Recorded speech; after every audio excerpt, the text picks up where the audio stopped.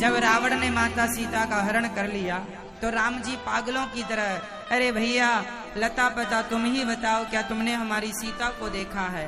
पशु पक्षियों से राम जी पूछ रहे हैं, क्या तुमने मेरी सीता को देखा है? राम जी यहाँ वहां जा रहे हैं, मेरी सीता कहाँ है, सीता कहाँ है? उसी समय शंकर जी कथा सुनकर माता सती को लेकर जा रहे थे और वहां राम जी सीता माता की खोज कर रहे थे। तो शंकर जी ने राम जी को प्रणाम किया, जय हो रघुनंदन, जय हो। आप तो सब जानते हैं, पर देखो लीला कर रहे हैं, रावण कहाँ चला गया, सीता कहाँ चली गई। माता सती को बड़ा संदेह हुआ। शंकर जी से कहा, आप किसे प्रणाम कर रहे हैं, किन्हें प्रणाम कर रहे हैं? शंकर जी ने कहा, ये राम हैं जिनकी अभी अभी आपने कथा सुनी है। सती जी बोली, ये कैसे भगवान हो सकते हैं? यदि ये भगवान होते तो खुद की पत्नी कहाँ है पता ना लगा लेते। ये क्यों पागलों की तरह जंगल जंगल ढूंढ रहे हैं, सीता कहाँ हो? इसका मतलब ये भगवान नहीं है। ऐसा किसने कहा? ऐसा किसने कहा? जोर से किसने कहा? सती माता ने। ध्यान से सुनो आप लोग, है ना। कोई भी सवाल हम आपसे करेंगे, आप ये ना सोचना कि आके बैठ गए बस व्यवहार निभा रहे हैं। सुनो सुनो और समझो। माता सती ने कहा, सती कौन है? सती जी के पति का नाम बताइए आप। सती जी के पति का नाम क्या है? हाँ, भगवान शंकर।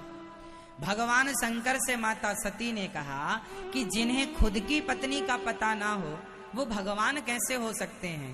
शंकर जी ने समझाया, देवी ऐसी बातें ना करो, ये भगवान है, ये सर्वज्ञ है, सर्वव्यापी है, ये लीला करने के लिए ये नाटक कर रहे हैं, लीला है ये। सती जी को बहुत समझाया शंकर जी ने, पर विनाश काले विपरीत बुद्धि। जिसके विनाश का समय बहुत करीब होता है ना, उसको आप कितना भी अच्छा समझाओ वो नहीं समझता। जो अपने माता की, पिता की, गुरु की बात ना सुने, ना माने, ना समझे, समझ लो अब इसके विनाश का समय नजदीक है। विनाश काले विपरीत बुद्धि। शंकर जी ने बहुत समझाया माता सती को, नहीं मानी। समझा समझा कर शंकर जी हार गए और बाद में शंकर जी को कहना पड़ा कि जो तुम्हारे मन अति संदेह हो सती, यदि तुम्हें बड़ा संदेह है तो जाओ और अपना संदेह मिटाओ। जाओ अपना परीक्षा ले लो, राम जी भगवान है कि नहीं, देख लो ना अपनी आंखों से। पहले इस्तेमाल करें फिर विश्वास करें। भगवान को पहले इस्तेमाल कर लीजिए। आप डायरेक्ट विश्वास करेंगे तो आपको लगेगा हमने तो उनके कहने से कर लिया था, नहीं। इसलिए आप खुद प्रैक्टिकल कर लो, भगवान है कि नहीं। कई लोग तो बड़ा कंफ्यूज रहते हैं, भगवान है कि नहीं, हम माने कि नहीं। नहीं जी, किसी के कहने से क्या होता है, आप खुद प्रैक्टिकल करो ना कि भगवान है कि नहीं, आप महसूस करो। और जब आपको विश्वास हो जाए कि ईश्वर है तो फिर कोई किंतु परंतु की गुंजाइश ना रह जाए। हमारे कहने से ईश्वर को मत मानिए, किसी के कहने से भगवान को मत मानिए। आप पहले उस परमात्मा की अनुभूति करिए। ईश्वर है, आप एक अनुभव तो कीजिए। आज तक आपको भगवान का अनुभव हुआ? यदि आज तक आपको ईश्वर का अनुभव नहीं हुआ, अनुभूति नहीं हुई, तो आप भक्त नहीं हो सकते। भक्त तो वही है जिसे अनुभूति हो चुकी हो या हो रही हो। अब अनुभूति नहीं हुई तो आपका विश्वास पक्का हो ही नहीं सकता। इसलिए भक्तों को चाहिए कि वो पहले ये कन्फर्म करें कि ईश्वर है या नहीं।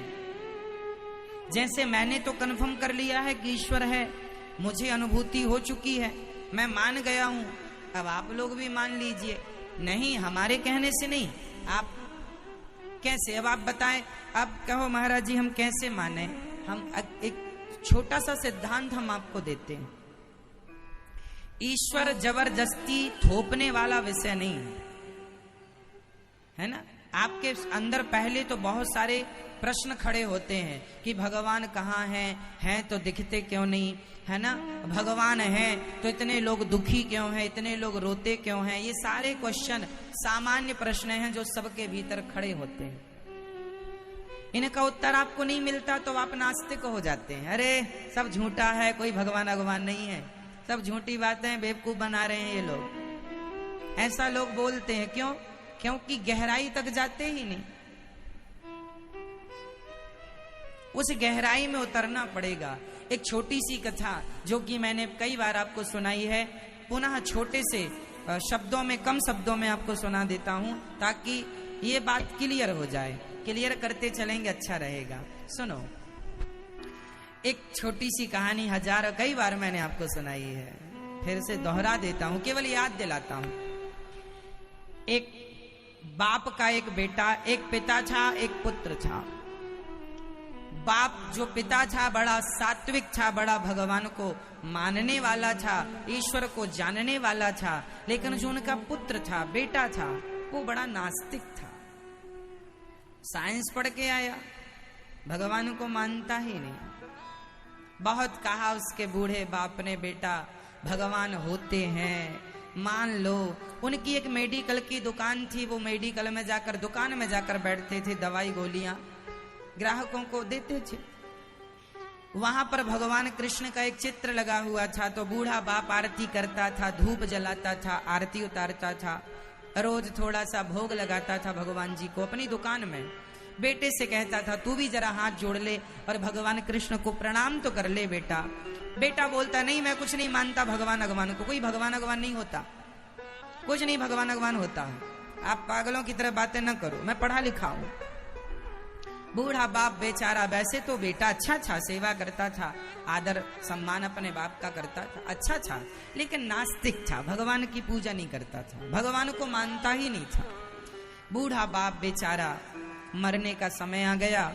मरने के पहले उस बाप ने अपने बेटे के हाथ को पकड़ा और बेटे के हाथ को पकड़कर बाप बोला बेटे से, बेटा मैं मरने वाला हूं, तू मुझे एक वचन दे दे। हाँ हाँ पिताजी बताओ क्या चाहिए। बेटा मैं जानता हूं कि तू भगवान को नहीं मानता, कोई बात नहीं, मैं फोर्स नहीं करता कि तू मान, मैं फोर्स नहीं करता, मत मान, लेकिन मेरी एक बात याद रख कि जब तुझे कभी जरूरत पड़े तो एक बार इन भगवान को आजमा करके देख जरूर लेना।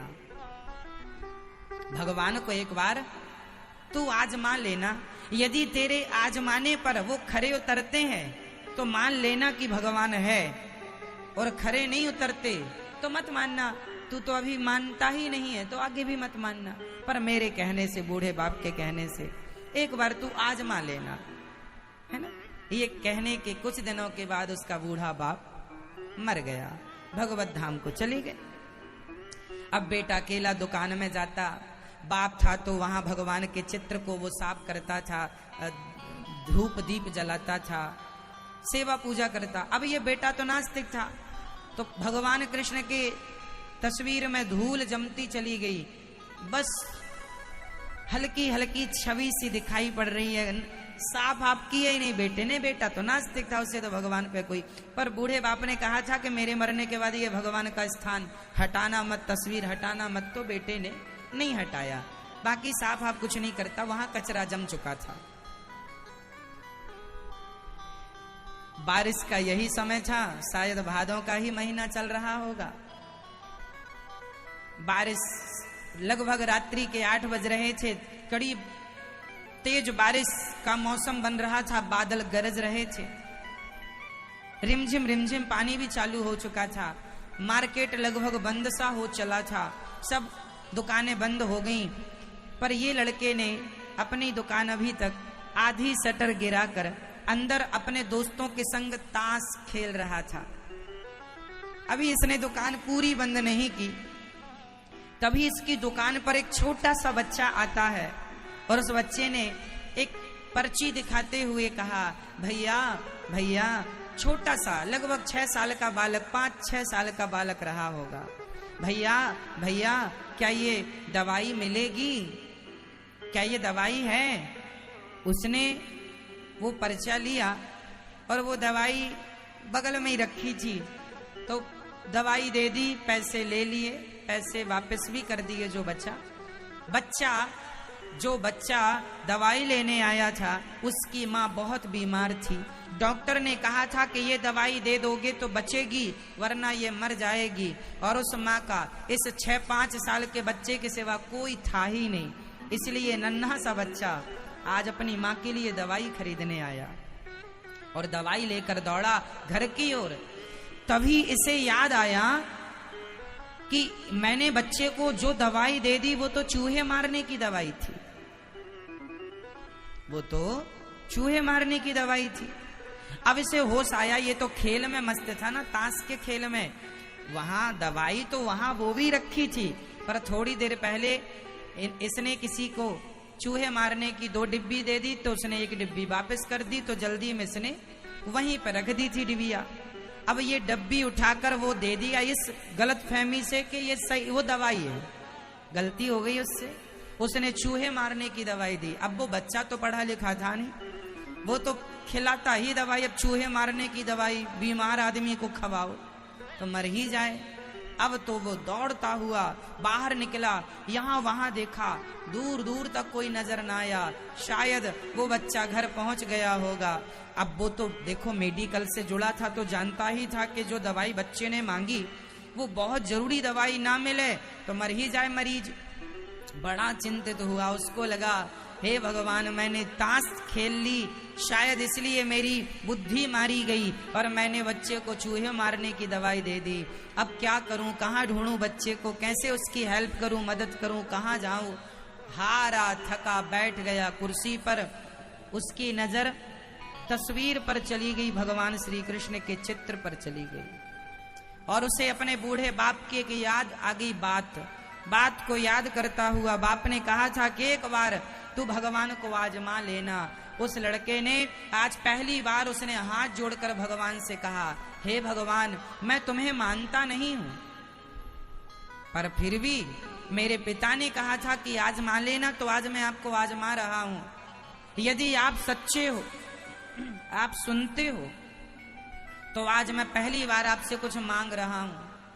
वो जो बच्चा यहां से दवाई लेकर गया है वो मुझे मिल जाए तो मैं अपनी भूल सुधार लूं, मुझे अपनी गलती सुधारने का एक मौका दे दो, वरना उसकी मां मर जाएगी और उसकी हत्या मुझे लगेगी कि मैंने गलत दवाई दे दी, वो मर जाएगी।